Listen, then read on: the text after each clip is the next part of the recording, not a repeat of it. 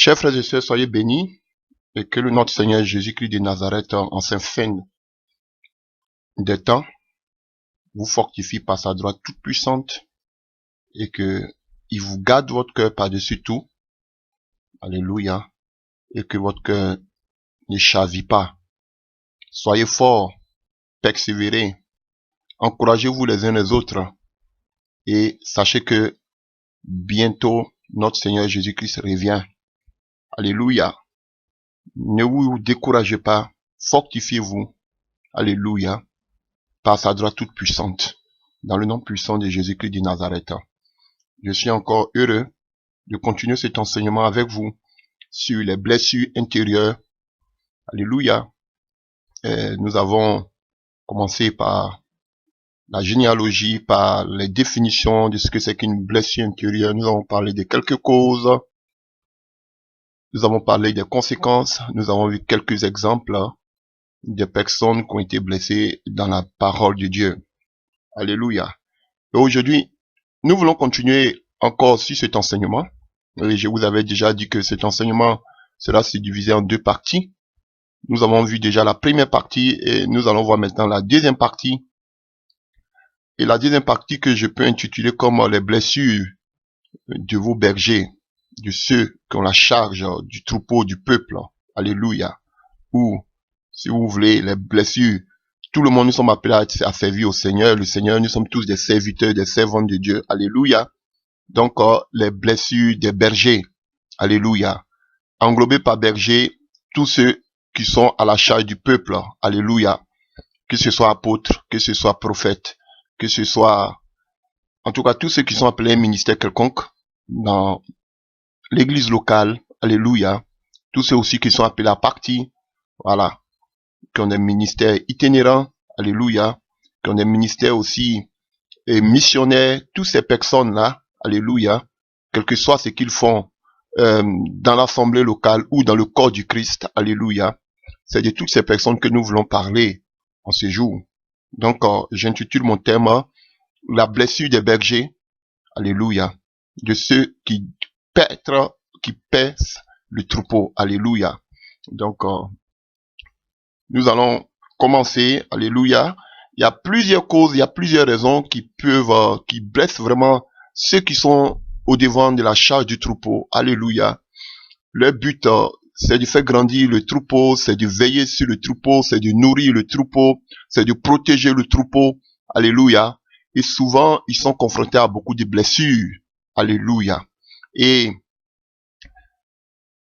mon épouse m'avait montré qu'on appelle une documentation où on parlait du pourcentage des pasteurs dans le monde entier qui sont vraiment blessés. Et plus de 80% des pasteurs aujourd'hui dans les églises sont blessés.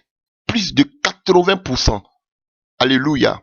Des pasteurs aujourd'hui vivent des dépressions à cause du troupeau. Alléluia. À cause de certains boucs dans le troupeau. Alléluia. Donc, les pasteurs vivent beaucoup de problèmes. Alléluia. Beaucoup de problèmes de dépression. Beaucoup de blessures intérieures. Donc, en ces jours, nous allons essayer de, pas tout, comme je vous l'ai dit tantôt, nous allons pas tout citer. Peut-être que vous connaissez mieux même que moi en ce soir. Mais on va essayer de parler de quelques blessures que vivent certains bergers. Alléluia.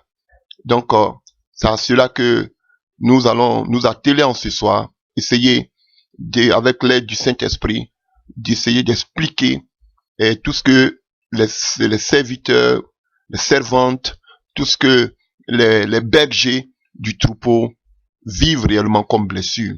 Alléluia. Et nous allons essayer de les énumérer et chercher aussi quelques passages dans la parole de Dieu afin que nous soyons éclairés.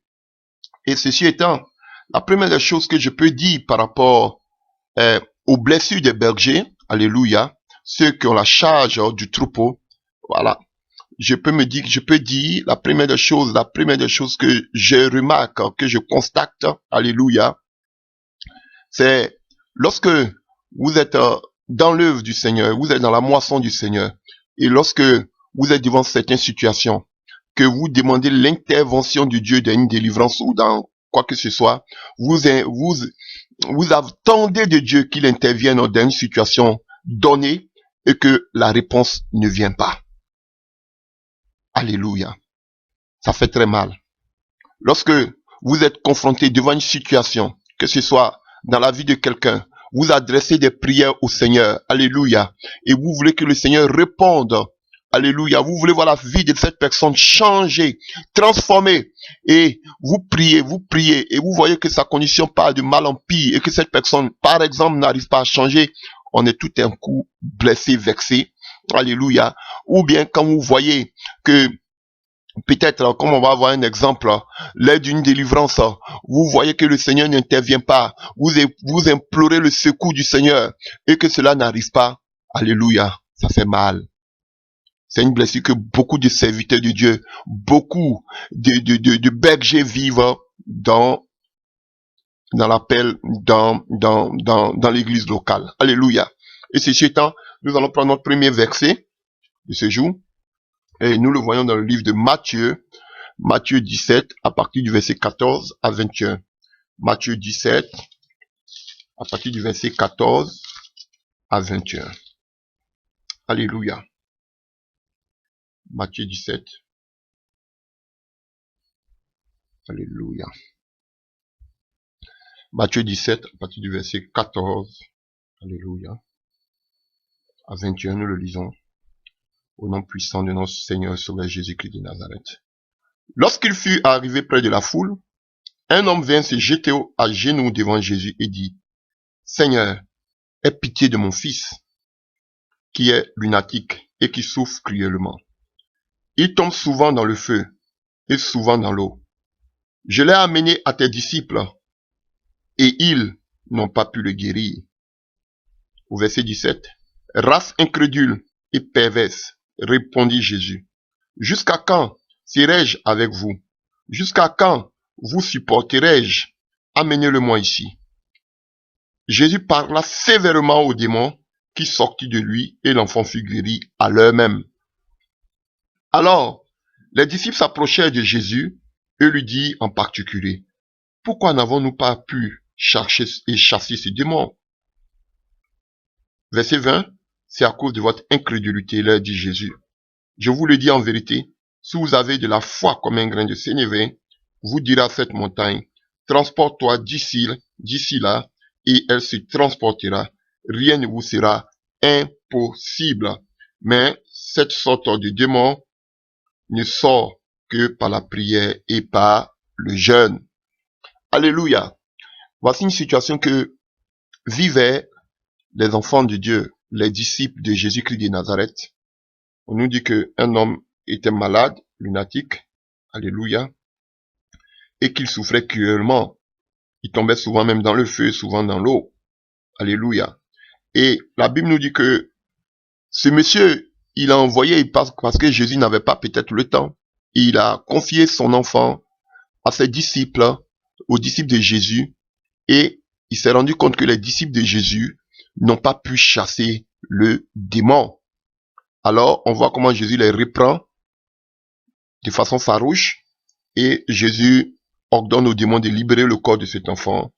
Et à la suite, on voit tous les disciples s'approcher de Jésus et lui demander au maître, « Mais Seigneur, pourquoi nous n'avons pu pas chasser son démon ?» Et Jésus leur dit, « C'est parce que vous êtes incrédules. Et je vous dis en vérité, si vous avez de la foi, comme un grain de sénévé, vous direz à cette montagne, transporte-toi, et elle se transportera, car rien ne vous sera impossible. » Alléluia. Frères, voici une certaine situation que vivaient les disciples de Jésus-Christ de Nazareth. Vous voyez, et devant de telles situations, je vous dis que ça fait très mal. Quand tu vois que tu prêches la parole de Dieu, quand tu vois que tu enseignes, et que souvent tu te trouves devant certaines situations, que tu implores la grâce de l'Éternel, et que l'Éternel n'agit pas, frère, ça fait très mal. Ici, le Seigneur dit c'est à cause de leur incrédulité. Alléluia. Et on voit dans la réponse du Seigneur, le Seigneur donne déjà les caractéristiques, hein. Il donne déjà les différentes sortes de foi ici. Alléluia. La foi, elle est grandissante. La foi, il parle ici que si vous avez un peu de foi, alléluia, si vous avez de la foi comme un grain de sénévré, donc ça veut dire que tu ne peux pas avoir, quand tu commences à donner, quand tu nais de nouveau ou d'en haut, la première des choses, tu commences à avoir déjà une foi comme un grain de sénévré. Alléluia. C'est la première étape de la foi. Donc, vous allez voir même que dans le livre de 1 Corinthiens 12, on nous parle du don de foi, de la foi. Donc la foi aussi est un don. Alléluia. Mais il y a différentes sortes de foi. Donc, n'essayez pas d'imiter ceux qui ont une intimité plus approfondie avec le Seigneur. N'essayez pas d'imiter ceux que vous êtes venus trouver peut-être, oui, rien à voir avec le nombre d'années dans l'œuvre. Dieu fait grâce. Alléluia. Mais il y a des gens, il y a des personnes qui ont eu cette expérience avec l'aide du Saint-Esprit, qui ont grandi, qui ont forgé leur foi. Et vous venez d'arriver, frère, c'est vrai, je sais que tu as la foi. Mais attention, frère. Alléluia. Donc, le Seigneur nous dit, peut-être d'autres vont vous dire que, oh, la foi, c'est la foi, j'ai la foi. Mais il y a différentes catégories de foi. Alléluia. Et on voit ici que la première étape de la foi, c'est la foi comme un grain de sénévré. Donc, c'est un petit grain. Donc, pour un début, ta foi sera toute petite. Et qu'est-ce qui va faire grandir ta foi? C'est la crainte de Dieu, c'est la sanctification, surtout la parole de Dieu.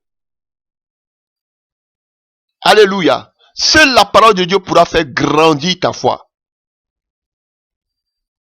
Alléluia. Car la foi vient de ce qu'on entend vient de la parole de Dieu.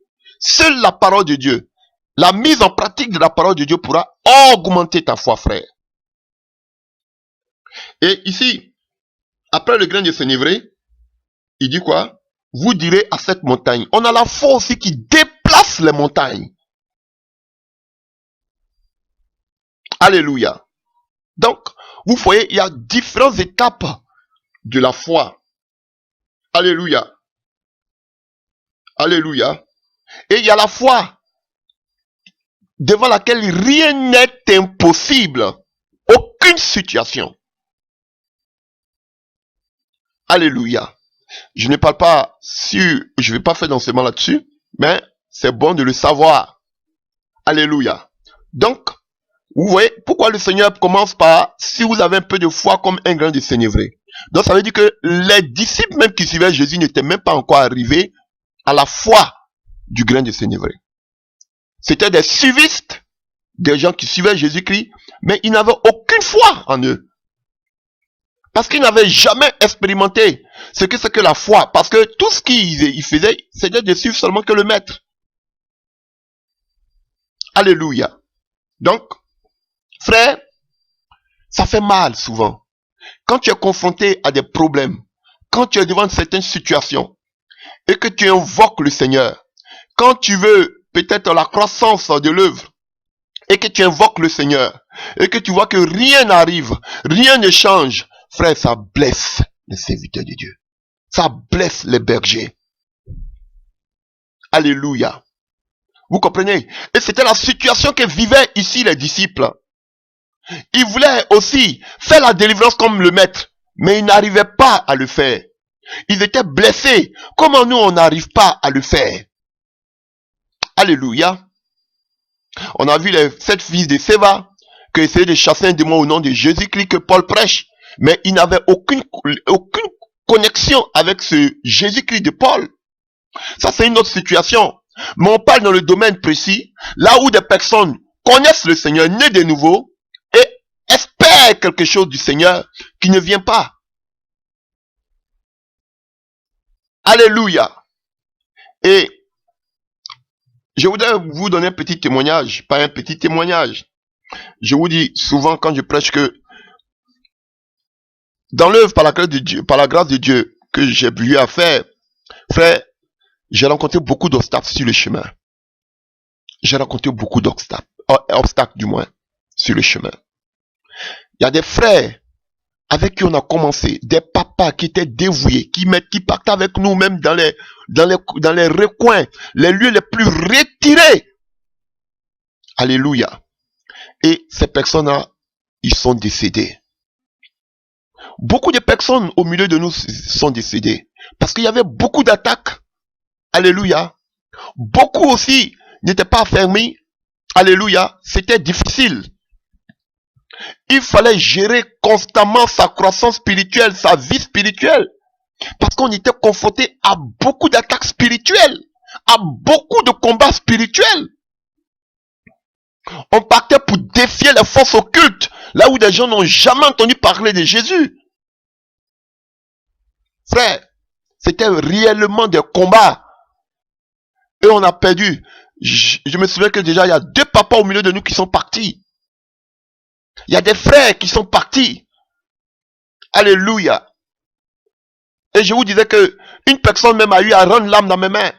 Frère, cette personne était déjà vendue. L'âme de cette personne était déjà vendue au diable. La personne était déjà morte. Et là, j'arrive. On me dit, ah, vous êtes bienvenus. Voici quelqu'un qui est parti. Vraiment, ça fait pas longtemps il est parti. On a besoin.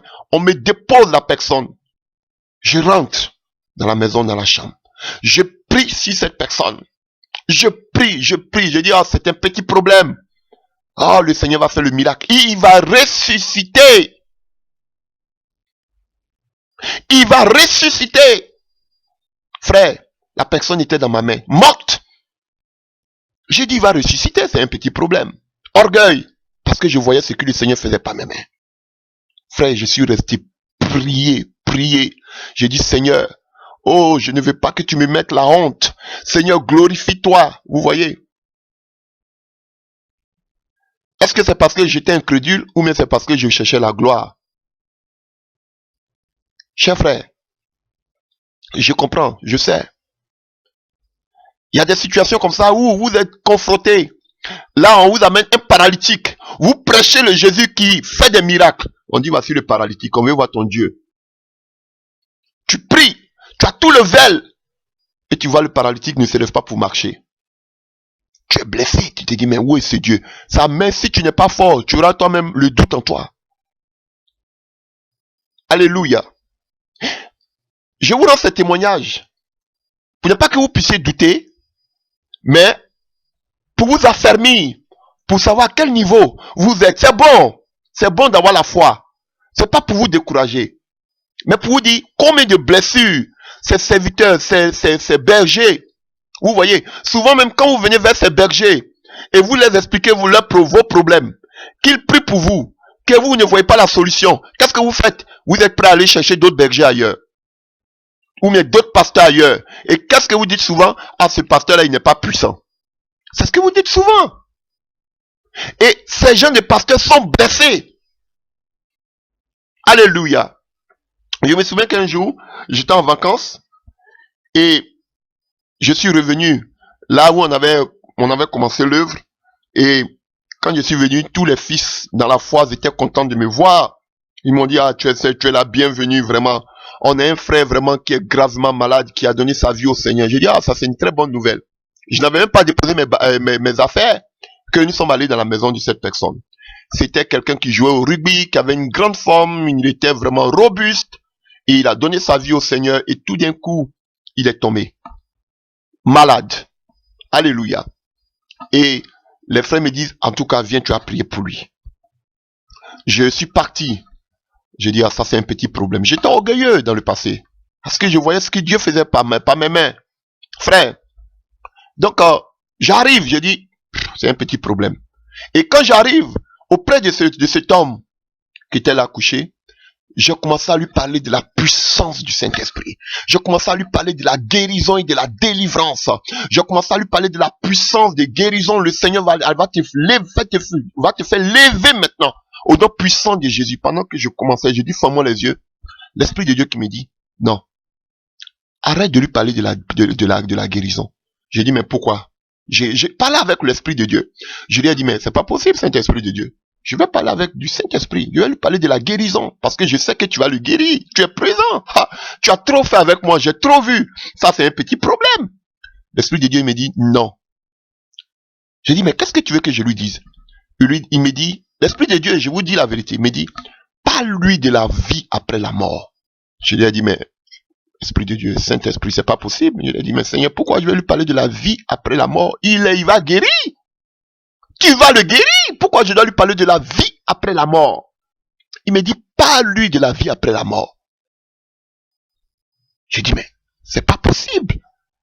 Pourquoi? Il est vivant, il est jeune, il doit faire sa vie. Il me dit, parle-lui de la vie après la mort. Comme j'ai vu que l'Esprit insistait, ok, j'ai changé de message et j'ai commencé à lui parler du salut. Et cette personne a accepté le Seigneur. Il était content. Alléluia. Et je venais d'arriver. Et quand on a fini la séance de prière, je suis parti à la maison. Je vais à la maison. Le lendemain, ils viennent chez moi. Les frères viennent chez moi. On m'a dit, ah, le frère pour qui tu allais prier à la maison, il se retrouve à l'hôpital. Je lui ai dit, il a rechuté. On me dit, non, vous voyez, généralement en Afrique, on a les toilettes dehors. Vous voyez, en dehors de la maison principale, de la cour principale. Donc, lorsqu'il voulait aller aux toilettes la nuit, les frères m'ont dit qu'il a trébuché sur les escaliers et il s'est fait mal. Donc, on l'a évacué d'urgence à l'hôpital. J'ai dit, ah bon? Il m'a dit oui. Ils m'ont répondu. J'ai dit, ok. Donc, j'ai pas eu le temps, j'avais tellement de choses à faire, j'ai pas eu le temps d'aller à l'hôpital. Et j'ai dit non, je savais déjà que quelque chose allait se préparer. Parce que l'Esprit de Dieu m'avait déjà averti. Mais je ne parlais pas de ça aux frères, pour ne pas les attrister. Alors, 2 jours après, les frères sont venus m'avertir que le frère a rendu l'âme. Et vous comprenez?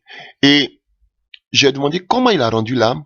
Et le jour c'était, mettons, ils ont fait une petite veillée avant d'aller à l'inhumation. Donc, et la grand-mère qui était chrétienne a commencé à rendre témoignage que lorsque ils étaient à l'hôpital, elle et son petit-fils, le petit-fils a dit à sa grand-mère qui était déjà chrétienne, lui venait à peine de donner sa vie au Seigneur, ah, grand-mère, vraiment, ce que vous m'avez annoncé, le serviteur de Dieu venu me parler de cette affaire de Jésus, je vois que c'est une histoire vraiment vraie. Vraiment, le Seigneur, il est réel, il est vivant. Il a donné sa vie. Sa grand-mère dit qu'ils ont pris tout le temps en train de parler seulement que du Seigneur. Et il a dit à sa grand-mère, ah, je vois des gens en blanc qui sont là. Elle dit en bon? Il dit oui, je vois des gens en blanc qui sont là. Et il a dit à sa grand-mère, ton histoire de Jésus là, faut jamais le laisser. Accroche-toi à ton Jésus là. Ne le laisse pas. Et il a demandé à sa grand-mère, grand-mère, s'il te plaît, j'ai soif. Est-ce que tu peux me donner de l'eau à boire? Tu peux aller me chercher de l'eau à boire? Et lorsque la grand-mère allait chercher de l'eau à boire, lorsqu'elle est revenue, le jeune avait déjà rendu l'âme. Frère, vous voulez écouter les histoires? J'en ai plein dans mon sac. Il avait déjà rendu l'âme et cette grand-mère nous rendait témoignage de ce qui s'est passé à l'hôpital. Et elle a cru que son petit-fils était sauvé. Alléluia. Vous voyez, et le jour de la veillée, j'étais là, on nous avait invités.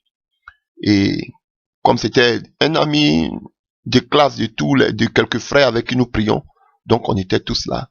Et ce jour-là, je pleurais, j'ai tellement pleuré en ce jour. Mais tous mes frères et sœurs, ils étaient étonnés de ce que je pleurais ainsi. Mais pourquoi tu pleures? Il est sauvé. On ne te voit pas pleurer comme ça, mais pourquoi tu pleures? Je disais, mais vous ne pouvez pas comprendre. En quelques heures, en quelques jours, voici un frère qui vient de donner sa vie au Seigneur. Et il nous parle des merveilles du ciel. Il est sauvé. Mais regardez-vous, regardez-nous, qui sommes encore sur la terre, qui devons encore combattre le bon combat sur la terre. Frère, j'aimerais être à sa place, connaître le Seigneur 3 jours et puis décéder. Ah, ils m'ont compris pourquoi je pleurais. Je n'avais pas peur parce que je sais que j'ai l'assurance de mon salut. Mais j'ai dit, quelle grâce que Dieu lui a faite, ce monsieur. Du fait que quelques jours seulement il accepte le Seigneur et qu'il rende l'âme et qu'il soit sauvé. Comme le brigand à la croix. Et nous, on doit continuer encore la bataille sur la terre. Alléluia. Et vous voyez, donc ces gens de choses souvent, j'étais tellement pragmatique. Je voulais que lorsque j'étais devant une situation, je voyais en même temps la délivrance. Je voyais en même temps la guérison. Je ne voulais même pas que l'Esprit de Dieu me dise que tu vas le guérir. Tu es un Dieu de puissance. Alléluia. Et c'est cette situation ici que vivaient les apôtres. Ils étaient avec le maître. Ils voyaient tout ce que le maître faisait. Et comment ce monsieur-là, il n'a pas amené son homme et son fils directement vers Jésus, et il a amené directement vers les disciples. Parce qu'il se disait que, mais, si ces messieurs-là, ces personnes sont avec le maître, donc ils vont recopier textuellement ce que font les maîtres. C'est le maître du moins. Alléluia. Mais ils ont été désillusionnés. Il a été désillusionné. Il a été vexé de voir que ils n'ont pas pu guérir son fils. Chers frères, ça crée beaucoup de blessures. Beaucoup de blessures. Quand tu vois que l'autre peut prier pour qu'il y ait des délivrances, pour qu'il y ait des guérisons, et que toi tu n'arrives même pas à prier pour quelqu'un qui est malade, ça crée beaucoup de blessures dans le cœur de beaucoup de serviteurs de Dieu. Alléluia. Une des raisons pour laquelle beaucoup vont toucher les œuvres occultes. Alléluia. Comment il arrive à faire des délivrances? Comment il arrive à faire... Un jour, un frère vient me demander, il me dit, mais comment tu fais? Comment tu fais avec... Comment ça se fait? Comment tu reçois? Comment? Dis-moi un peu, comment ça se passe? Il a dit tout simplement, c'est une grâce. Je prie le Seigneur. Je désire, je veux que Dieu m'utilise. C'est tout. Il n'y a pas de magie dedans. Frère, et c'est comme ça que beaucoup sont blessés. Voilà pourquoi beaucoup se mettent sur cet angle de moi c'est la parole. Alléluia, moi je préfère la parole. Voilà pourquoi vous allez voir que ils veulent jamais prononcer le Saint-Esprit. Pourquoi? Parce qu'ils sont blessés, complexés. De savoir qu'un peu il y a des malades vont venir vers eux qui ne sont même pas capables de pouvoir prier pour que les personnes soient guéries. Ça crée des blessures dans la vie de ces hommes-là. Quand on demande des choses, quand on veut que Dieu nous utilise, quand on ne voit pas la main de Dieu agir, ça crée des blessures, frère. Et beaucoup de pasteurs sont blessés. Alléluia. Et voilà pourquoi, quand vous allez leur parler du Saint-Esprit, ils vont vous dire, non, la Bible dit que toute chose passera, seule la parole ne passera pas. Donc, il faut seulement la parole. Vous allez penser qu'ils vous amènent vers la parole, mais c'est parce qu'en bas, ils se voient incapables. Ils sont blessés. C'est vrai qu'il faut la parole. Mais Dieu confirmait tout ce qui sortait de la bouche de ses disciples par une puissance, une démonstration de puissance. Alléluia. Alléluia. Voilà pourquoi beaucoup sont morts spirituellement. Alléluia. Et voilà pourquoi ils ont identifié maintenant ceux qui parlent du Saint-Esprit des pentecôtistes. Et vous allez voir que dans le pays où je suis, par exemple, presque même toutes les sectes sont reconnues. Mais le pentecôtisme n'est pas reconnu. Pourquoi? Parce qu'on traite cela d'une secte. Parce qu'on dit, les pentecôtistes disent, il faut parler en langue. Donc, tous ceux qui ne parlent pas en langue ne sont pas chrétiens. Alléluia. Je ne suis pas pentecôtiste, mais je vous encourage à parler tous en langue, comme Paul le dit. Frère, ça crée beaucoup de blessures. Et c'est la même blessure que vivaient ici les disciples. Ne soyez pas blessés. Aspirez, demandez au Seigneur que Dieu aussi par vos mains puisse délivrer, puisse guérir, puisse faire aussi opérer des miracles dans votre vie. Au nom puissant de Jésus-Christ de Nazareth. Donc, c'est le premier aspect que je peux dire. Lorsque vous êtes blessé, lorsque vous demandez quelque chose au Seigneur qui n'arrive pas, alléluia, alléluia, j'étais vraiment blessé. Lorsque j'ai prié intensément pour que Dieu fasse et ressuscite ce mort. Mais que Dieu ne l'a pas ressuscité. J'ai récité tous les passages bibliques. Mais rien. Alléluia. j'étais vraiment blessé. Vraiment, c'est un des miracles que je vais expérimenter par la grâce de Dieu avant de mourir. Que des morts ressuscitent par mes mains. Et je sais qu'au nom de Jésus-Christ, ça arrivera. J'ai foi, je crois. Alléluia. Alléluia. Le deuxième aspect duquel je vais parler en ce jour, c'est le manque de reconnaissance chez les chrétiens, chez les frères, chez les sœurs, chez les disciples, chez les chrétiens. Alléluia. Vous comprenez?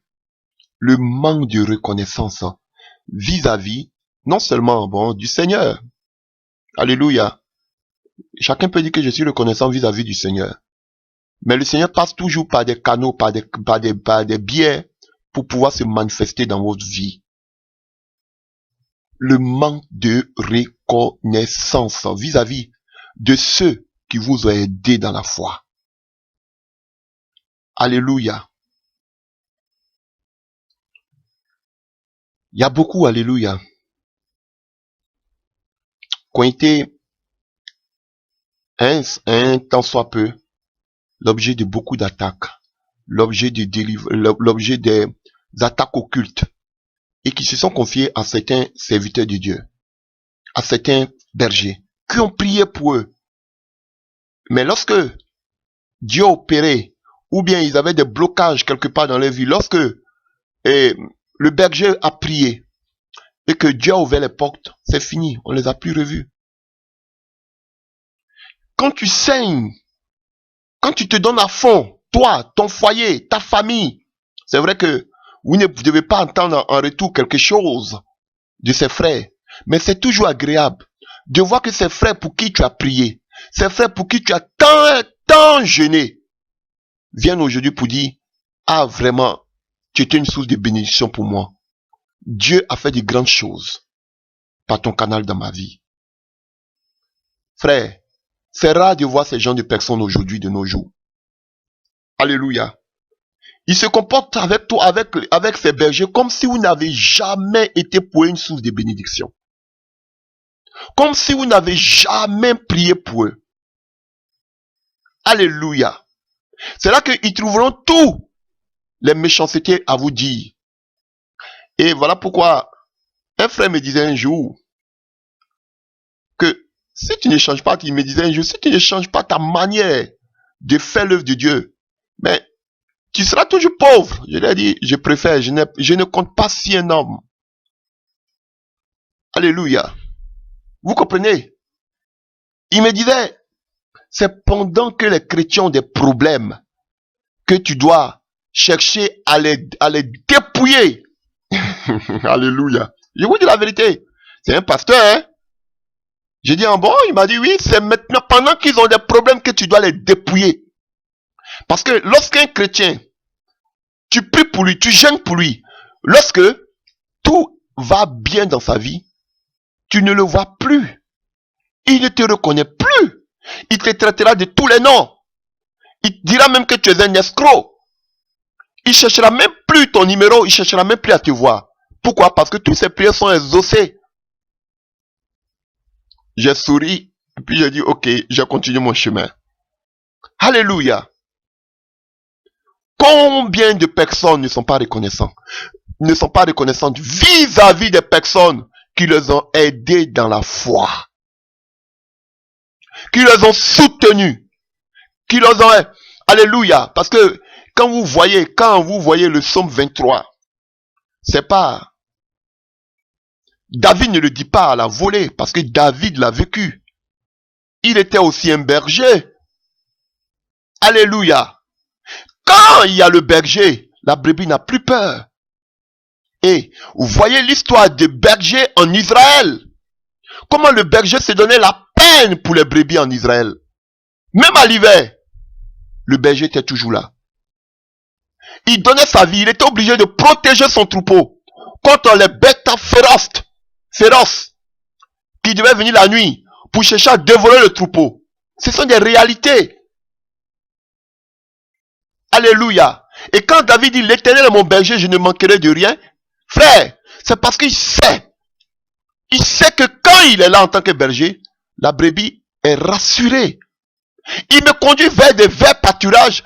Le berger va toujours prendre soin de donner la bonne nourriture à sa brebis. Alléluia. Et le bâton du berger est une assurance, alléluia, pour la brebis. Donc imaginez maintenant que, alléluia, que maintenant la brebis refuse de donner de son lait à son berger, qui veille sur sa vie, qui le couvre. Quand la brebis est malade, c'est encore lui. Il n'y avait pas de vétérinaire à le temps, mais bon, peut-être. Alléluia.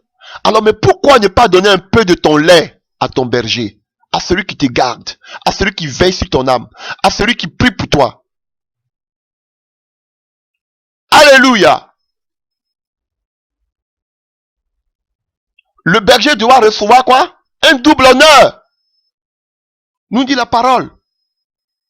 Mais des chrétiens égoïstes, alléluia, ils veulent que toujours le pasteur vienne quémander, taper à la porte pour dire que regarde, ce pasteur, c'est un pasteur mendiant. Alléluia. Et beaucoup de bergers sont blessés parce que beaucoup de brebis refusent de donner un peu de lait à leurs bergers. Le manque de reconnaissance. Et voyons un passage biblique. Dans le livre de Luc, Luc 17, à partir du verset 11. La reconnaissance est très importante. Luc 17, à partir du verset 11. Et lorsque maintenant, tu vas commencer à dire, ah mon frère, ma soeur, il va commencer à te dire, il va commencer à te donner les passages bibliques. Alléluia. On a vécu trop de choses, mes frères. Luc 17, à partir du verset 11. Et c'est la raison pour laquelle beaucoup de bergers aujourd'hui ne sont plus prêts à se sacrifier pour les brebis. Vous voyez comment aujourd'hui beaucoup de bergers sont devenus arrogants, orgueilleux. Regardez, ils n'ont plus de sentiments, ils n'ont plus pitié. Parce que c'est vous qui les avez. Je sais, il y a beaucoup qui sont de faux pasteurs. Mais des véritables pasteurs, frères, qui saignent pour vous. Mais vous ne les regardez pas. Pourquoi? Parce que souvent, le vrai berger, il est humble. Mais vous n'aimez pas les gens qui sont humbles. Vous n'aimez pas ceux qui sont doux. Vous aimez ceux qui vous oppressent, les dictateurs. Ceux qui vous disent amenez de l'argent par force. Ce sont ceux que vous aimez. Alléluia. Prenons notre parole. Dans le livre de Luc 17, à partir du verset 11. Jésus se renda à Jérusalem, passait entre la Samarie et la Galilée. Comme il entrait dans un village, 10 lépreux vinrent à sa rencontre. Se tenant à distance, il élevait la voix et dit, Jésus, Maître, aie pitié de nous. Dès qu'il les eut vus, il les dit, allez vous montrer au sacrificateur. Et pendant qu'ils y allaient, il arriva qu'il fut guéri. Au verset 15. L'un d'eux, se voyant guéri, revint sur ses pas, glorifiant Dieu à haute voix. Alléluia. Il tomba sur sa face aux pieds de Jésus et lui rendit grâce. C'était un Samaritain. Alléluia. C'était un Samaritain. Jésus prenant la parole dit, les 10 n'ont-ils pas été guéris? Et les 9 autres, où sont-ils? Verset 18. Ne s'est-il trouvé que cet étranger pour revenir et donner gloire à Dieu? Puis il a dit, lève-toi, va, ta foi t'a sauvé. Alléluia. Si c'était pas important, pourquoi la Bible allait mentionner? Pourquoi Jésus allait parler d'un étranger? Les autres, entre guillemets, étaient des chrétiens. Je vais faire seulement une image. C'était des Hébreux, des Israélites, les 9 lépreux. Vous savez que être lépreux en Israël, alléluia, la lèpre n'était pas une maladie normale. On voyait la lèpre comme le doigt de Dieu. Alléluia. et dans le livre de Lévitique, lorsque quelqu'un était atteint de la lèpre, on le voyait automatiquement comme étant frappé de Dieu. Voici la raison pour laquelle tous les lépreux vivaient en dehors des villes. Ils vivaient isolés parce qu'on disait que ils ont commis de mauvais actes dans leur vie. Voilà pourquoi le doigt de Dieu les frappe. Et lorsque ils arrivaient à la guérison, ils devaient aller d'abord se présenter au sacrificateur et qui devaient reconnaître qu'ils étaient vraiment guéris. Vous comprenez? Alléluia. Donc, ces personnes ils étaient lépreux, malades, frappés du doigt de Dieu selon les Hébreux. Et vous voyez que ils viennent, ils crient, le Seigneur répond à leurs cris, le Seigneur les guérit, et la Bible nous dit qu'il y a une seule personne qui s'est retournée pour donner gloire à Dieu. C'était qui en plus? Un Samaritain, un étranger. Je ne veux pas parler des Samaritains. Alléluia. C'était des gens qui sont venus, alléluia, qui sont venus vivre là. Je crois que c'était des Assyriens, des Assyriens, alléluia, qui sont venus s'installer là et ils ont vécu là pour toujours, alléluia. Donc, ils sont devenus, leur origine, ils sont des étrangers, mais ils vivaient là. Donc, vous comprenez.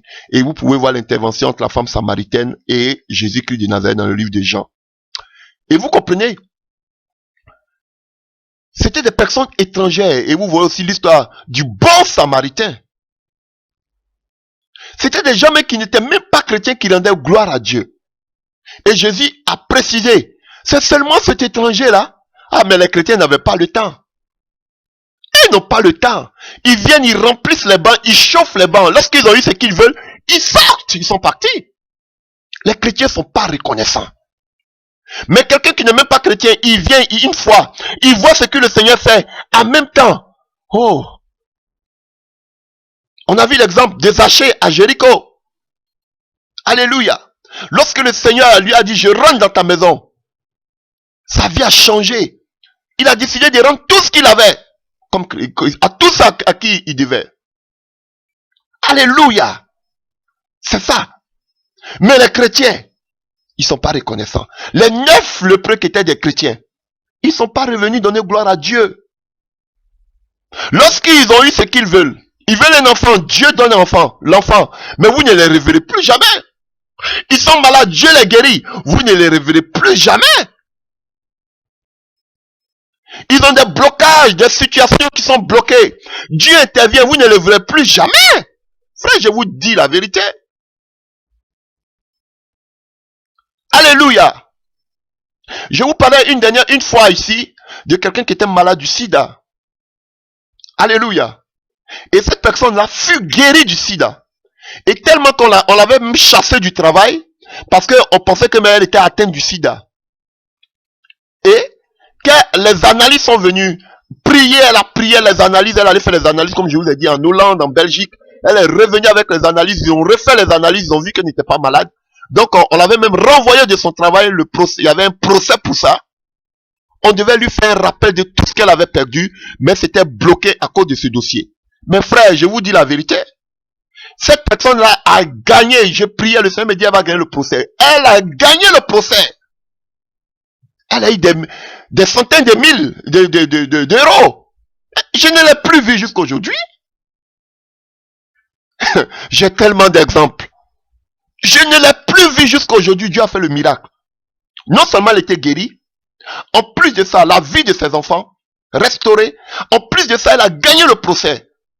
Mais on ne les a plus vus. Pourtant, on jeûnait ici. On jeûnait ici. On priait ici. Mais est-ce qu'ils ont gagné tout ça? On ne les a plus vus. Mais je rends gloire à Dieu. Frère, ce sont des choses qui blessent. Voilà pourquoi aujourd'hui, vous dites que les pasteurs sont orgueilleux. Et oh, mais on peut, pour les voir même, ils sont comme des... Frère, je vous dis, même nous-mêmes qui prêchons la réforme. Ah, vous pensez que c'est tous les jours vous allez nous voir dans vos maisons? Non! Donc, c'est pourquoi chacun de vous doit commencer à chercher la face du Seigneur. Tout ce que je suis en train d'enseigner par la grâce de Dieu, tout ce qu'on va enseigner, c'est pour que vous-même vous soyez autonomes spirituellement dans la prière. Pour ne pas que vous comptez aussi ici un berger ou bien un serviteur de Dieu. Ou même, je ne sais pas. Ils ne sont pas reconnaissants. Il a fallu seulement qu'un Samaritain Et c'est la même histoire avec le bon samaritain. Alléluia. On a vu le sacrificateur. On a vu tous ces gens-là qui sont passés. Des gens qui craignaient Dieu, qui servaient dans le temple. Mais ils ont laissé le lévite, ils ont laissé ce monsieur. Il a fallu un samaritain pour venir porter le fardeau. Frère, je sais pas, mais ça me vient encore en tête. Je vous dis, comme je vous disais, et dans l'autre prédication, j'ai vécu beaucoup de moments difficiles. Beaucoup. J'ai dû vous dire qu'il y avait des moments où je n'avais même plus rien dans la poche. J'ai vécu des humiliations pas possibles. Ha! Que faisaient les chrétiens? Quand on me donnait même 1 euro, on disait à toute la ville, à toute la contrée qu'on lui a remis 1 euro. Frère, j'étais la raillerie de tout le monde. On me traitait de pasteur, escroc, mendiant, il a tout perdu. Frère, j'ai souffert. Vous savez qui m'a recueilli? Un samaritain. C'est un samaritain qui m'a retenu. Je ne voulais pas dormir chez quelqu'un. Alléluia, j'ai eu des moments difficiles. C'est un samaritain. Quelqu'un qui n'était même pas chrétien. Il m'a dit, pasteur, viens. C'est lui qui m'a aidé. Pendant que les chrétiens se moquaient de moi. Je vous dis la vérité, je ne peux pas garder tout ça dans mon cœur. Dieu m'a restauré. Mais je dis ça pour vous fortifier. Alors, lorsqu'ils ont vu maintenant que ce samaritain m'a pris, et que je commençais à me retrouver, on disait, voilà, comment lui qui se dit serviteur de Dieu, lui qui nous enseigne ici, qui nous prêchait ici, comment il peut aller dormir chez un païen? C'est ce qu'ils ont commencé à dire, hein? Vous avez vu? Comment il peut aller dormir chez un païen? Quelqu'un qui ne connaît même pas le Seigneur. Comment il peut aller dormir chez ce païen? Oui, c'est le samaritain qui m'a reçu. Alléluia.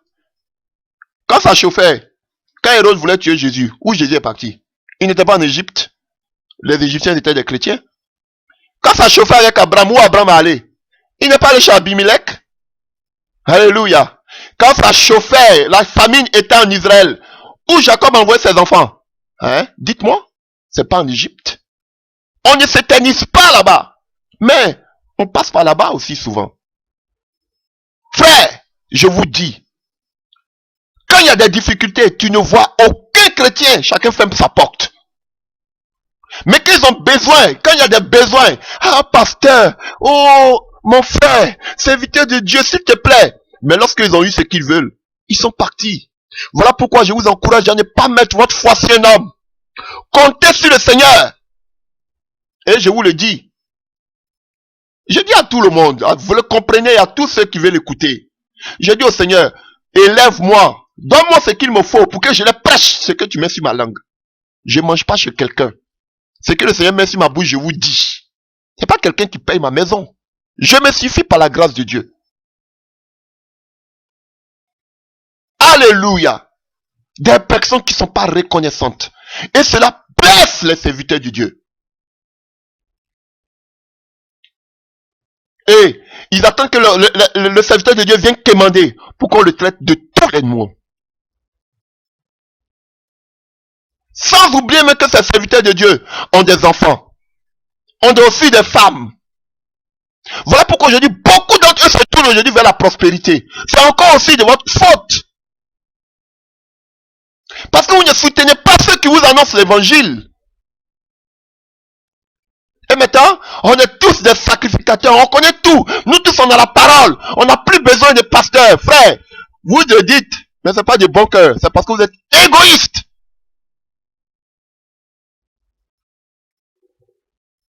Vous êtes égoïste.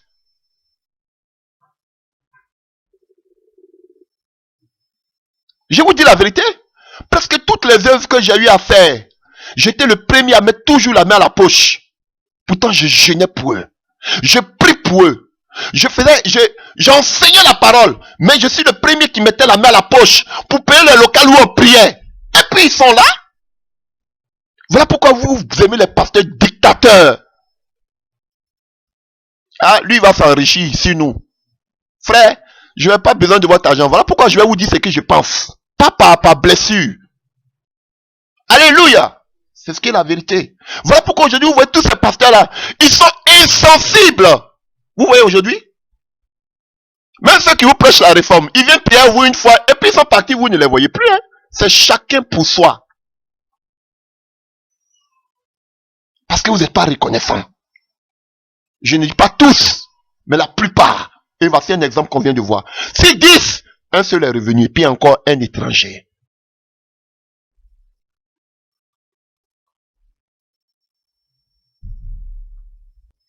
Et c'est pourquoi chaque pasteur maintenant, c'est cherche, comme on le dit dans notre jargon. Alléluia. Parce que tu ne peux pas compter sur quelqu'un. Frère, ils vont te dire, ah, pasteur, tu n'as même pas le temps pour nous. Tu es toujours parti. Tu n'as pas le temps pour nous. Ah, vous voulez qu'on vienne prier pour vos sujets à longueur de journée pour vos sujets. Vous prenez maintenant les pasteurs pour des charlatans, des marabouts. Vous-même, commencez à prier. Si vous n'êtes même pas capable de soutenir le pasteur, les serviteurs de Dieu, mais vous dites qu'on a le même esprit, non? Donc commencez à prier pour vos problèmes. Continuez, commencez à prier pour vos problèmes. Ah non, pasteur, faut faire à cause de Dieu. C'est pour le Seigneur, faut faire. Dieu va te récompenser. Ah bon? Je suis d'accord. Même dans le groupe, ceux qui suivaient Jésus-Christ, il y avait une bourse. Et qui suivait cette bourse-là? C'était Judas. Il y avait des femmes qui soutenaient aussi le ministère de Jésus. Et quand un serviteur de Dieu va parler de ça, ah, c'est un escroc. Frère, même au temps des disciples, il y avait aussi des gens qui soutenaient. Et quand on va vous parler de ce genre de choses, ah, ça c'est pour nous escroquer. Ah, ça c'est contre la doctrine. Je vous dis que beaucoup là, c'est parce qu'ils sont des égoïstes qui sont venus dans cette doctrine. Qu'ils ont accepté cette doctrine. Parce qu'ils sont, dans leur cas, ils sont convertis, mais leurs poches ne sont pas converties. Alléluia. Et on a un exemple palpable. On peut voir l'exemple de Moïse. Je vous disais ça dans l'autre vidéo. Alléluia. L'exemple de Moïse. Moïse était blessé, frère. À cause de quoi? À cause de la réaction du peuple. À cause de la réaction de son frère hébreu. Qu'il cherchait à défendre de l'Égyptien. Et lorsque maintenant les deux frères sont en train de se battre, qu'il essaie de les ramener à la raison, on dit, ah, tu veux nous tuer comme tu as tué l'autre là, l'Égyptien là. Frère, il se bat pour son peuple, mais son peuple ne reconnaît pas son effort. Ça fait mal, ça blesse. Frère, ça blesse. Je vous disais, c'est à cause du peuple que Moïse même ne voulait pas retourner en Égypte. Parce que le problème, comment il va le convaincre son peuple? Son peuple qui était prêt déjà. La Bible nous dit, écoutez, il y a quelque chose qui m'a tapé à la tête. Écoutez ce qui se passe. La Bible dit que lorsque les deux Hébreux, l'un des Hébreux a dit, tu veux me tuer comme tu as tué, comme tu as tué l'Égyptien. La Bible nous dit que Moïse s'est dit que, ah, c'est que vraiment cette histoire est connue de tous. Pourquoi? Parce que si son frère hébreu se comportait comme ça, donc il s'est dit que tout le monde est au courant de ça. Alléluia. Et chers frères et sœurs, vous voyez, on peut prendre dans le livre des Exodes pour parler un peu de la vie de Moïse. Il revient en Égypte et le Seigneur l'envoie au devant de Pharaon. Et on voit que lorsque sa première intervention, on voit que Pharaon a le cœur endurci et il double le travail, la servitude du peuple d'Israël. Vous comprenez? Et on va lire un peu Exode 5 à partir du verset 19. Exode 5 à partir du verset 19. Les commissaires des enfants d'Israël virent qu'on les rendit malheureux en disant, vous ne retrancherez rien de vos briques chaque jour, la tâche du jour. En sortant de chez Pharaon, ils rencontraient Moïse et Aaron et qui les attendaient. Et il leur dit, que l'Éternel vous regarde et qu'il juge. Vous nous avez rendus odieux à Pharaon et à ses serviteurs. Vous avez mis une épée dans leurs mains pour nous faire périr. Moïse retourna vers l'Éternel et dit, Seigneur, pourquoi as-tu fait du mal à ce peuple? Pourquoi m'as-tu envoyé? Depuis que je suis allé vers Pharaon pour parler en ton nom, il fait du mal à ce peuple et tu n'as point délivré ton peuple. Alléluia. Et vous allez voir qu'ici, l'Éternel a encore donné des promesses au verset 6, chapitre 6. il a donné encore des promesses. Il a dit à Moïse, l'Éternel dit à Moïse, tu verras maintenant ce que je ferai à Pharaon. Une main puissante le forcera à les laisser aller. Une main puissante le forcera et les chassera de son pays. Dieu parla encore à Moïse et lui dit, je suis l'Éternel, je suis apparu à Abraham, à Isaac, à Jacob comme Dieu. Alléluia. Dieu a commencé à motiver Moïse. Alléluia. Mais Moïse était indifférent. Moïse était indifférent. Au verset 9. Ainsi parle Moïse aux enfants d'Israël. Mais l'angoisse et la dure servitude les empêchaient d'écouter Moïse. Au verset 10. L'Éternel parla à Moïse et dit, va parler à Pharaon, roi d'Égypte, pour qu'il laisse aller les enfants d'Israël hors de son pays. Moïse répondit en présence de l'Éternel, voici, les enfants d'Israël ne m'ont point écouté. Comment Pharaon m'écoutera-t-il, moi qui n'ai pas la parole facile? Vous voyez, et vous pouvez continuer. Et Dieu va dire, bon, quand si c'est comme ça, commence qu'on appelle, à faire recensement, alléluia, commence à faire recensement des chefs de famille, alléluia. C'est à partir de là, Dieu a tout fait pour pouvoir convaincre Moïse de repartir encore vers Pharaon. Mais il ne voulait plus. Il disait qu'il avait la bouche facile. Pourquoi? Parce qu'il était blessé par la réaction de ses frères hébreux. Personne ne le soutenait. Alléluia. Qu'est-ce qui fait plus mal? Lorsque tout le monde, ceux même pour qui vous vous battez, font des complots ensemble pour s'élever contre vous. Frère, ça fait très mal au berger. Et c'est ce qui vivait Moïse. Moïse dit, je ne peux plus parler, je ne sais pas parler. Pourtant le Seigneur, il avait déjà croisé le Seigneur, là, dans le désert. Il disait qu'il ne pouvait pas parler, Dieu lui envoyait Aaron son frère. Mais encore, à cause de la réaction de ses frères, il était blessé. Il était blessé. Et continuons. Et nous verrons que le peuple d'Israël, Dieu s'est manifesté en Israël, ils sont sortis, alléluia, ils arrivent dans le désert, alléluia, les eaux de Mériba, et regardez la punition de Moïse en Nombre 20. Nombre 20 à partir du verset 6. On a vu que tous les enfants d'Israël, à partir du verset 1 d'abord, toute l'assemblée des enfants d'Israël arriva dans le désert de Sin le premier mois et le peuple s'arrêta à Kadesh. C'est là que mourut Marie et qu'elle fut enterrée. Et il n'y avait point d'eau pour l'assemblée. Et l'on se souleva contre Moïse et Aaron.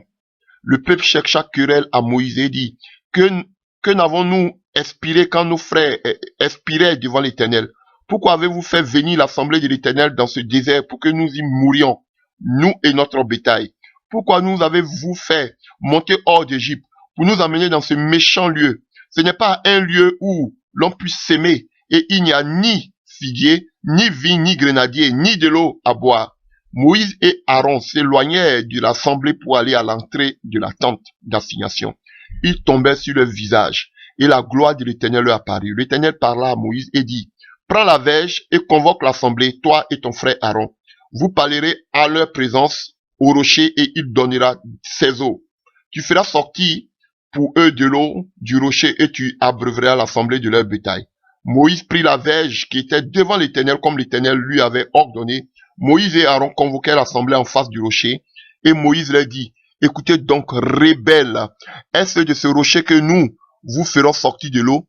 Puis Moïse leva la main et frappa 2 fois le rocher avec la verge. Il sortit de l'eau en abondance. L'assemblée but et le bétail aussi. Alors l'Éternel dit à Moïse et à Aaron, parce que vous n'avez pas cru en moi pour me sanctifier aux yeux des enfants d'Israël, vous ne ferez point entrer cette assemblée dans ce pays que je lui donne. Alléluia. Vous voyez ce qui s'est passé ici? Bien de temps plus tard, Moïse avait gardé cette blessure au-dedans de lui. Alléluia. Il avait gardé cette blessure au-devant de lui. Et qu'est-ce que la Bible nous dit? Alors que quand vous voyez le livre de Nombre 12, à partir du verset 3. Nombre 12, à partir du verset 3, la Bible dit, et l'Éternel l'entendit, or Moïse était un homme fort patient, plus qu'aucun homme sur la face de la terre. La Bible nous mentionne ici que Moïse était un homme qui était très patient. Il n'y avait pas quelqu'un qui était patient comme Moïse. Alléluia. Mais l'homme le plus patient qu'on appelait Moïse avait des blessures internes à cause du peuple. Le peuple avait tellement murmuré à son encontre qu'il arrive à un point où il ne pouvait plus. Alléluia. Et tout ce qu'il avait emmagasiné, encaissé, il a fait sortir cela. Et c'était, alléluia, son arrêt de mort. Il a incité le peuple de Dieu en présence de Dieu. Peuple rebelle. Tout cela venait de quoi? De la blessure qu'il avait emmagasinée. De toutes ces blessures qu'il avait emmagasinée dans le passé durant toute la traversée du désert.